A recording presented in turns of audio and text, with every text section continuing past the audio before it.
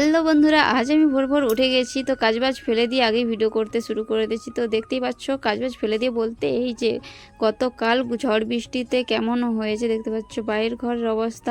ঘুম থেকে উঠে মুখ হাত ধুয়ে ছড়াটা দিয়ে ঝাঁটফাট দিতে শুরু করে দিয়েছি। তো প্রচুর কমনটা কনকন করেছিল, তাই একটু রেস্ট নিতে গিয়ে ভিডিও ক্লিপ করে নিলাম।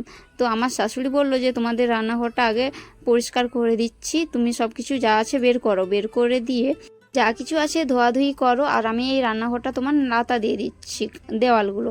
তো প্রচণ্ড ঝুল কালি হয়ে গেছিলো, পাতার জলে রান্না করা হয় দেখতেই পাচ্ছ।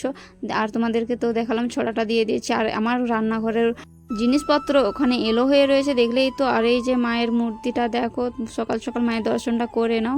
আমিও প্রণাম করে নিয়েছি। আর আমার মুখ চোখের অবস্থা দেখতেই পাচ্ছ, ঘুম থেকে সবে উঠেছি। আমি ঘুম থেকে উঠেছিলাম 4:30টার সময়। কাজ করতে করতে এই যে 5:44 হয়ে গেছে, আর আমার বারো ঘরগুলো ঝাঁট দেওয়া হয়ে গেছে। এইখানে দেখতে পাচ্ছ কত গাছের পাতা জড়ো হয়েছে, পুরো এক বেলার রান্না হয়ে যাবে জানো তো, এত পাতা পড়েছে।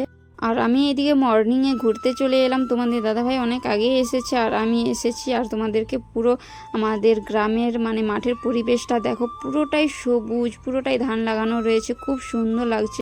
তো দেখো এই পাশেও দেখো ধানগুলো কত সুন্দর লাগছে, তাই না? তো তোমাদের দাদাভাই এখানে জগিং করতে শুরু করেছে, ব্যায়াম করছে। আর আমি বললাম যে আমি চলে যাচ্ছি বাড়ি, কাজ করতে হবে, স্কুলে পাঠাতে হবে বেটুকে, আর তুমি এখানে এসব করো। তো দেখো কীরকমভাবে ব্যায়াম করছে তোমাদের দাদাভাই, একটু দেখিয়ে দিলাম। তারপর আমি চলে যাচ্ছি বাড়ির দিকে। তোমাদের দাদাভাই ওই পেছনে আছে।